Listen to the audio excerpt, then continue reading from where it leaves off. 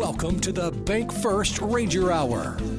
Super Talk Mississippi 93.7 Spotlight on Northwest Community College. And you can listen to our live stream at supertalknorthms.com. Just click on the link for the Bank First Ranger Hour. Now, here's your host, Gary Darby.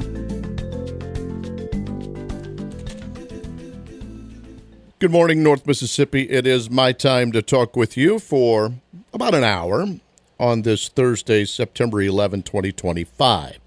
Let me go ahead and tell you what's on the program and do our North Mississippi weather, and then speak to you a little bit, and then we will jump full into the Bank First Ranger Hour in the world of athletics today. Number 3 Northwest in the world of football, traveling to Scooba to take on East Mississippi tonight. The voice of the Rangers, Tyler Springs, will join me. We'll chat with Tyler for the first 10 to 15 minutes of the program as far as guests are concerned, and then meet the new sports information director at Northwest. You know, we had the, quote, old guy yesterday in his new gig with the First Regional Library, telling us all about things in Brian Lynch. Today, we'll meet Caleb Burggraaf. Just had a nice, long conversation with Caleb. Can't wait to face-to-face meet the new person that will be talking with us about athletics, keeping up with all things. And you know how many times we push you towards the website, nwccrangers.com, for all of its updates on whatever sport might be going on with Northwest. And he'll get his first time with us today, coming up around 9:35, and we thank him for that. Had to hit the ground running. We'll talk about all of that. So, football discussion with Tyler Springs, who you will be able to listen to on Ranger TV tonight, and then Caleb Burggraaf, new sports information director. Those will be our guests today. And, of course, this is September 11. And I am sure we can all remember 24 years ago where we were and what we were doing.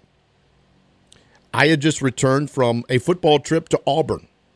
And on that trip back, started feeling bad. And ended up with what I just thought was initially a sore throat. It turned into quite a lot more. In fact, enough that a little damage to the vocal cords. And a guy whose job this is now for decades.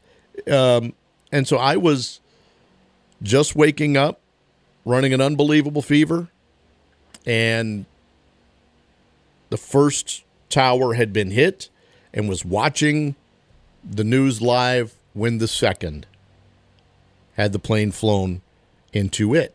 And remember the awful feeling that then piled on top of, the illness, that I had. So I was off work, sitting there, and just had the television on and in and out of naps or whatever. Remember watching all day long, 24 years ago, the terror attacks on the towers in New York City. So we all have those stories and remembering those things. And we are going to remember yesterday for different reasons. All I can say is I get ready and take the break, and probably have gone a little long into this.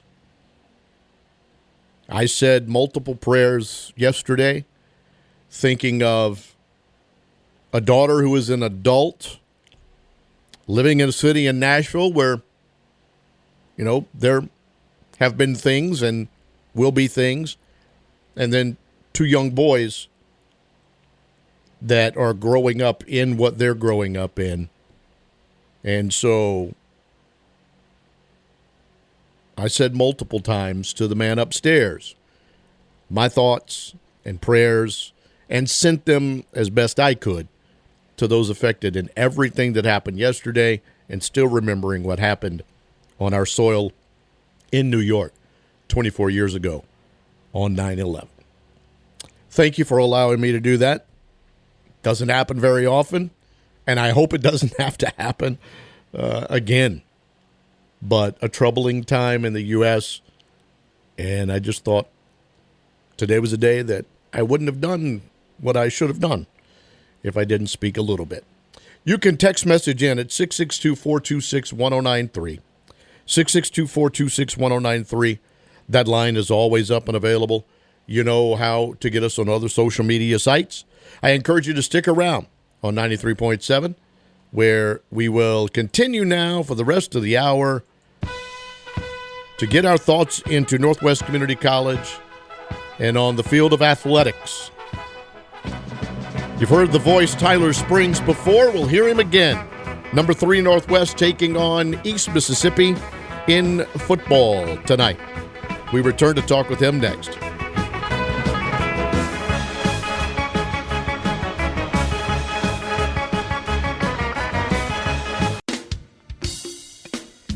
This hour is everything Northwest.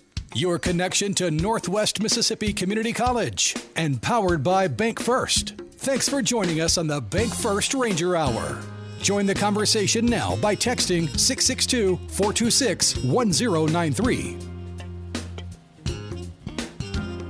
Well, you heard the promo for Senatobia Warrior football. They're trying to stay unbeaten off to the 2-0 start.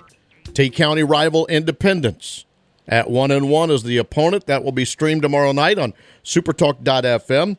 Senatobia with a long winning streak over the Wildcats. That will all be heard tomorrow as part of our high school coverage. We'll tell you more about that later in the show and then all show long tomorrow. Today, as we do thank Bank First and Northwest Community College, we jump into the world of sports, bring in the guy that's the voice of the Rangers. You'll hear him tonight from Scooba on Ranger TV. Tyler Springs, how you doing, buddy? I'm great, Gary. It's always a delight to be with you, and it should be a fun one this evening as that rivalry between Northwest and East has been growing over the course of time, and in the North Division in particular. It's been particularly feisty in the Benji Parker era. So yeah, it has. To see that. You know, I was talking with Caleb, the new SID, earlier before we get him on once you and I get finished, and I was telling him about that. When I was doing what you do, East would be okay. They would have, sometimes where they were good, and it just started to get to where they became what they did, right, and where they are. And so the rivalry, was actually more times with Itawamba and Northwest being nationally ranked and battling and doing things. And an occasional resurgence somehow in Mississippi Delta. But for the most part, it was Itawamba, and then East got in. And there have been some wild and wacky ones throughout time. And we'll jump into that a little bit as it goes along. I know it's a small sample size. We're only 2 games in. You've now, I think we were discussing this is year 4. Is that correct? That's right. All right, so 2 games into this. Give us some thoughts on what you see out of small sample size, this Benji Parker team. What do you like? What do you see 2 games in?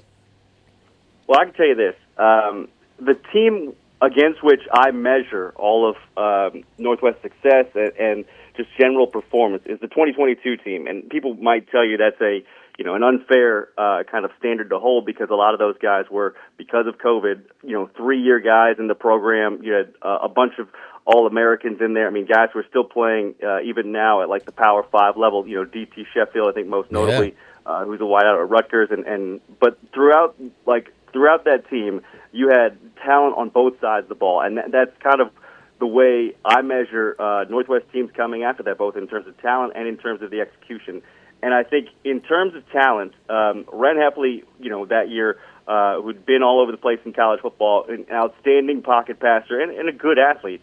I would say Aiden Glover, who is one of the 2 quarterbacks that Northwest has used this year, is the best athlete I have seen in a Ranger quarterback in my 4 years, without a doubt. And I'm not saying he's the best quarterback or even that he's going to be the best quarterback, although I think the potential is there. I think the ceiling is the highest. 6'3", 197 pounds. I mean, the talent and the raw frame is certainly available to him. He is, as Stan Hill, the offensive coordinator, would tell you, he is a home run threat with his legs every single time he gets the football in his hands. He's already this year had rushing touchdowns of 9 yards, 21 yards, 37 yards, and 45 yards. And he has been an incredible difference maker for an offense that I think couldn't decide initially whether they wanted to go more pass-heavy with Nico Fan or more run-heavy with Glover. Glover has stood out. He has been the dynamo, and that has created a rushing offense that currently leads the country, right? I mean, you have a quarterback who's running the way he is, 203 yards through 2 games on the ground from the quarterback spot. You know he's going to be a threat, whether it's read option or RPO or something else. But the rushing attack, complemented by what you've got out of Juju Pope, the transfer from Arkansas, Jock Keys back for his second year, and Jarvis Durr from South Alabama, behind an O-line that is, as other broadcasters have said to me, the best they have seen in years. That is, I think, what I like the most about this team in the fourth year that I'm seeing them through 2 games under Benji Parker. Do they have some warts? Yes, they do. There are some things that they need to clean up defensively for sure, and they think they'd like to see probably a little more balance offensively. But I think when you talk about the tip of the spear, it's the run game for Northwest, and it's Glover, those backs, and a very talented and huge offensive line. All right, you brought a lot of good points up that I want to kind of pick at just a little bit. I'm helping coach the youngest baseball team in the fall, and we typically are practicing on Thursday nights. We'll have one tonight, so I'm going to miss the early part of the game. So each Thursday I've kind of caught bits and pieces. And I go back and I remember the interview I had with Benji prior to the season starting, and then you just mentioned offensive line, and that's where I want to go. There are a couple of guys that return, but there are a lot of transfers and D1 transfers on that Northwest offensive line. And I tried to get, Benji to kind of, get into that some, and you know how coaches are. Yes. He said, we'll just have to wait. We'll just have to see. But there's a lot of experience on that offensive line. And to me, that's one of the things that each game I've watched has really stood out, is those guys that put their hand down in the dirt are really good for Northwest.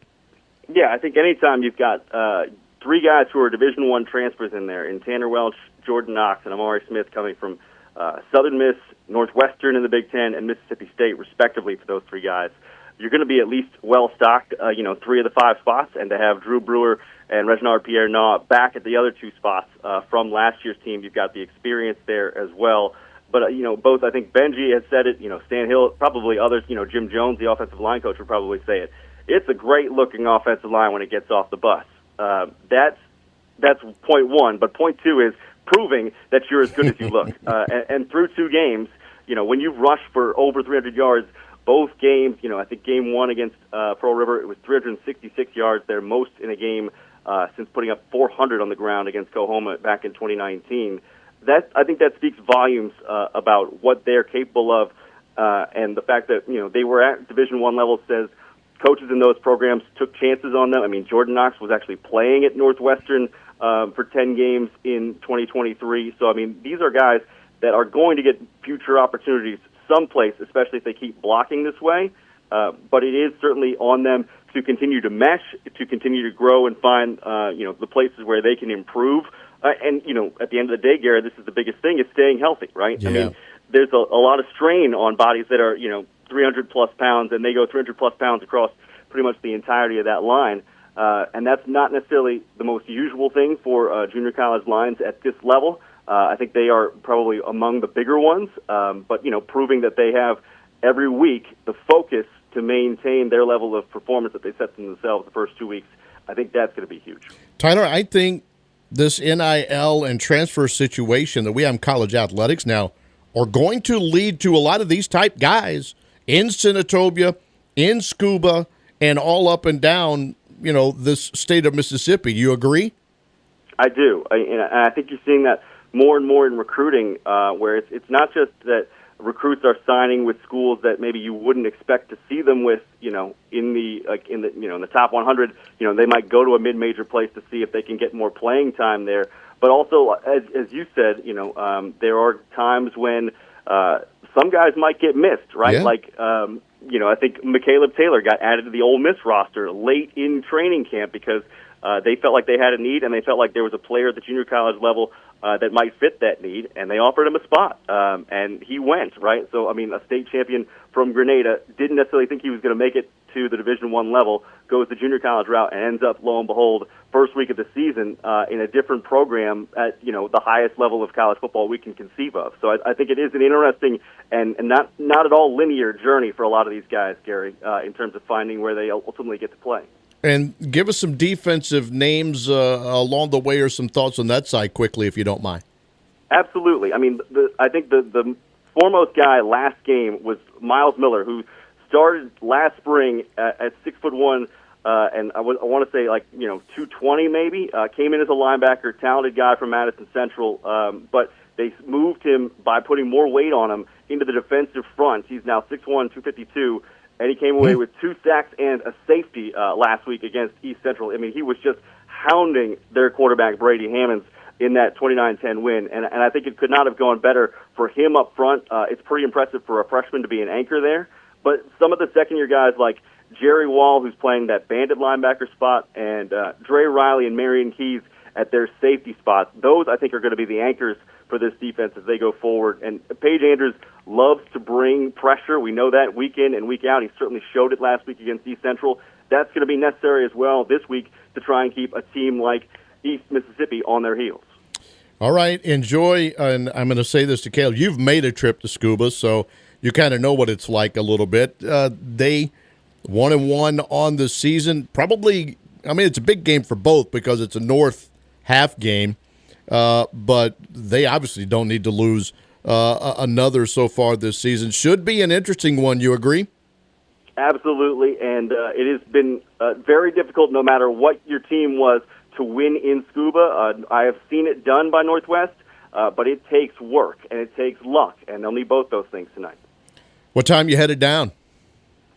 We're rolling out around 12:30, and hopefully no traffic, and no accidents. Sometimes those roads get squeezed down there, but hoping, knock on wood, for smooth sailing. Absolutely. Tyler, thanks for your time this morning. I appreciate it as always. At some point during your broadcast tonight, I'll click on and kind of watch. And we'll give you a shout, Gary. All right, man. Thank you. All right. Tyler Springs with us. NWCC Rangers TV. You can catch him on the air tonight. Number 3 Northwest, 2-0 on the season. Traveling down to Scooba, East Mississippi, 1-1. Receiving votes in the top 25 poll. 7 o'clock kick. Catch it all at nwccrangers.com. We have a new sports information director in Senatobia. You meet him next.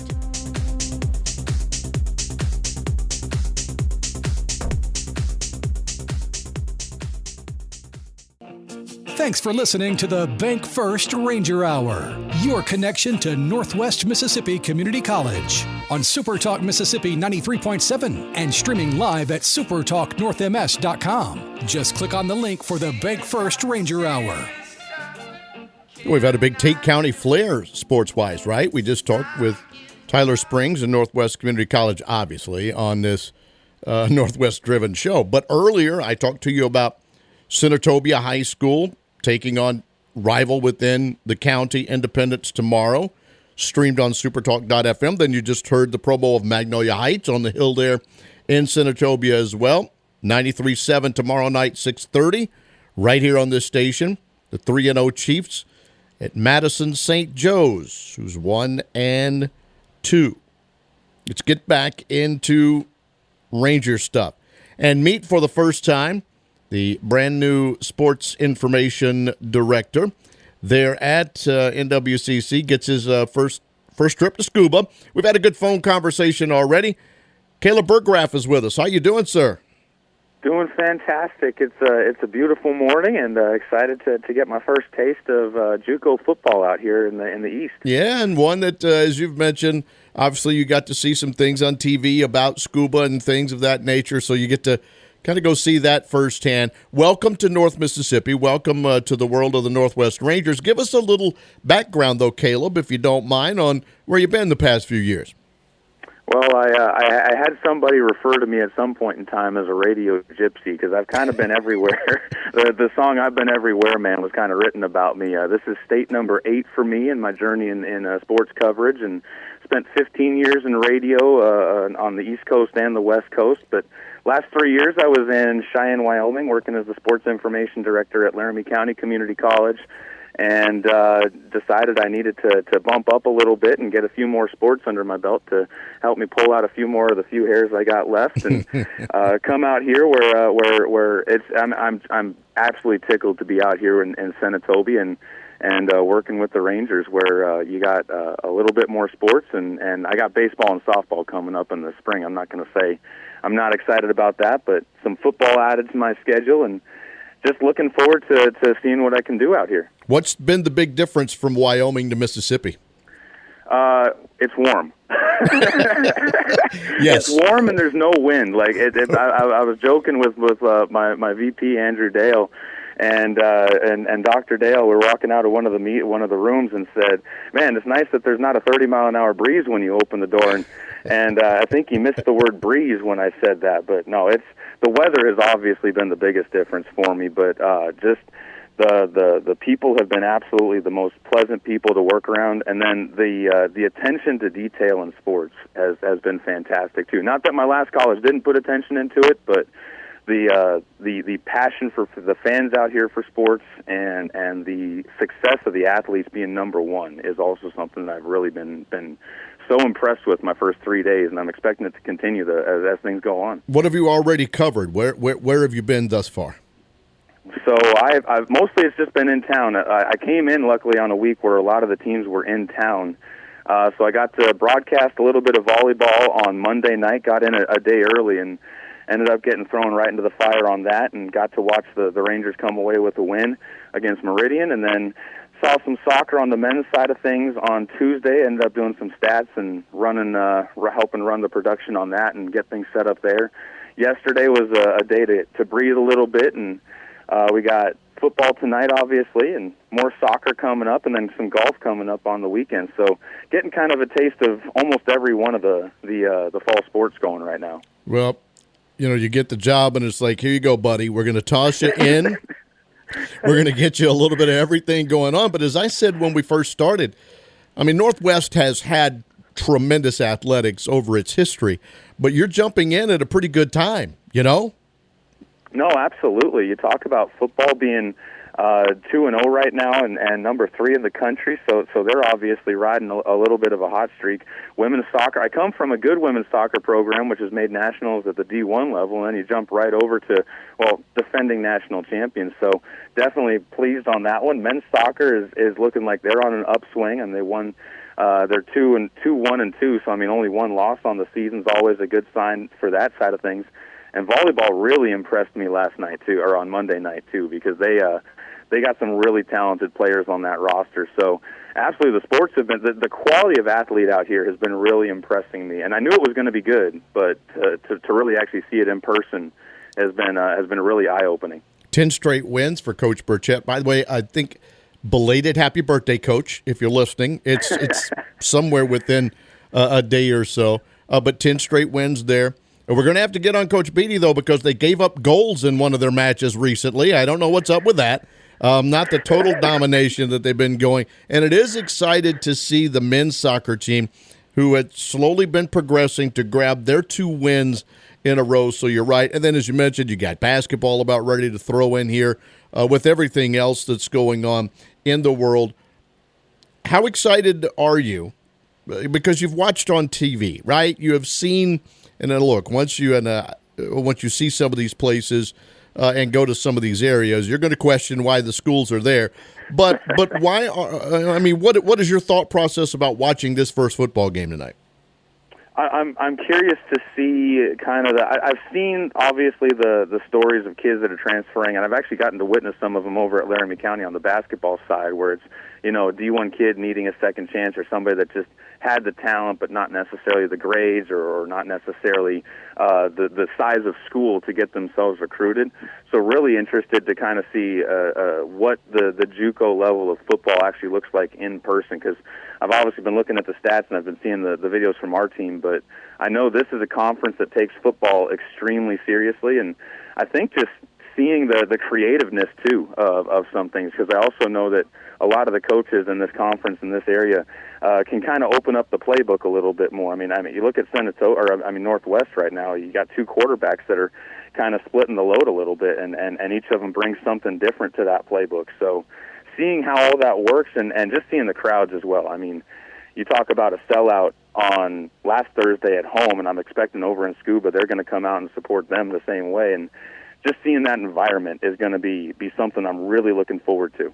No doubt. It will be for you down there. They obviously, considering it's a North Half game, both want to get, on that right foot and continue, because you can't suffer many losses and still get into that playoff system at the end. And if you're East Mississippi and you're hoping to get into what Northwest has done over the past few years, and that's be one of the Final Four football teams playing, they can't afford any other losses, truthfully, on the schedule. So there is a lot on the line in this one tonight.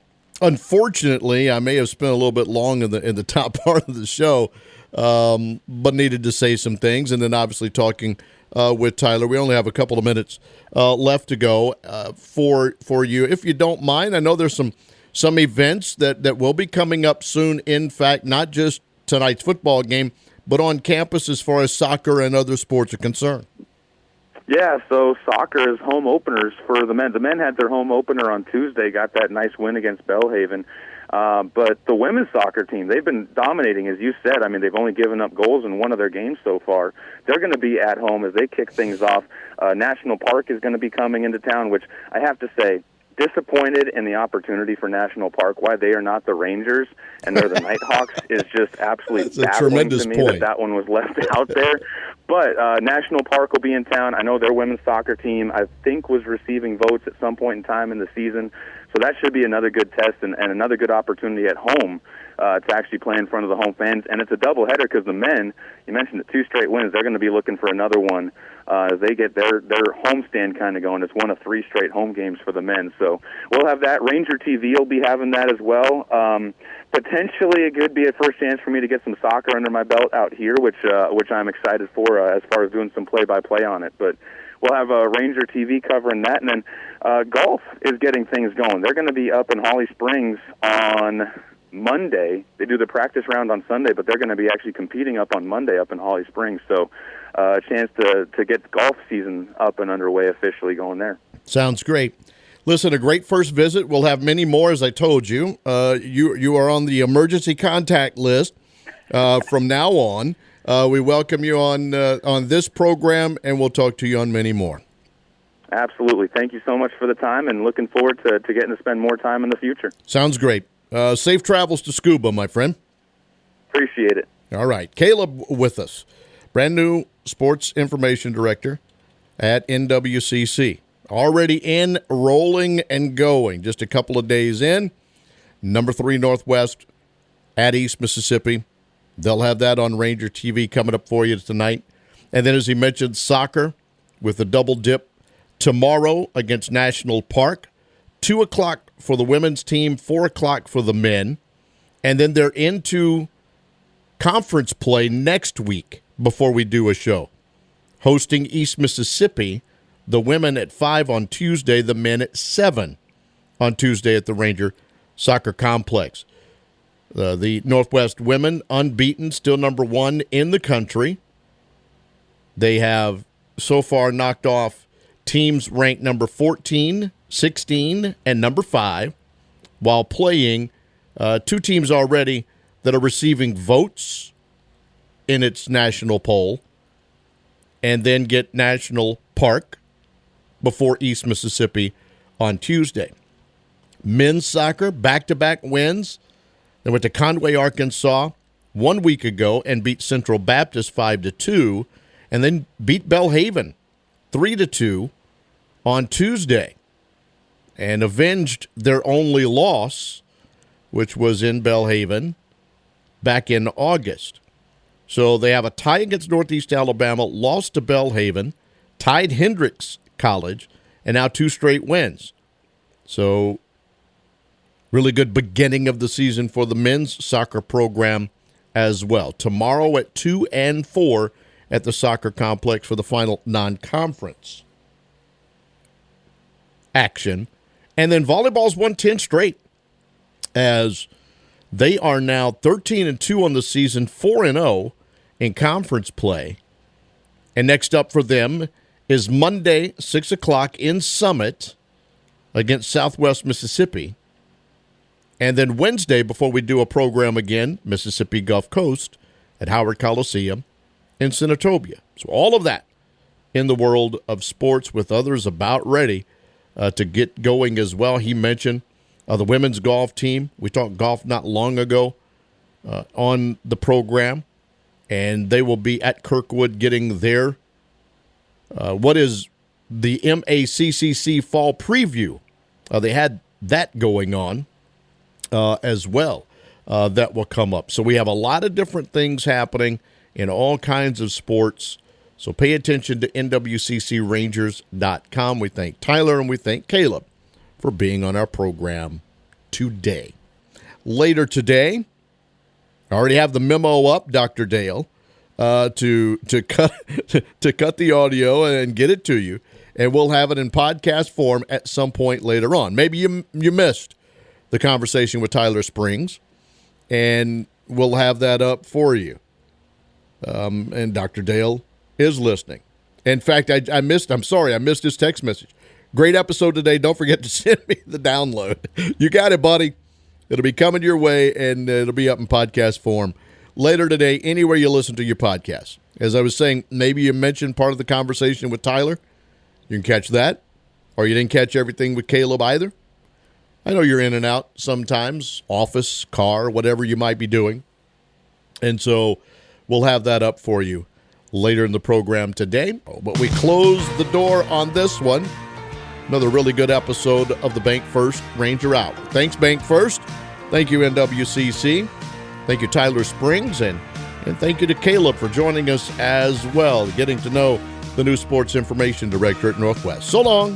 Now the time has come for leaving, fear, now we shall return. We were so glad we could make it, but so sad we gotta run. Well, it might be a long time till we raise another glass. You can rest assured that next time we'll have ourselves a laugh.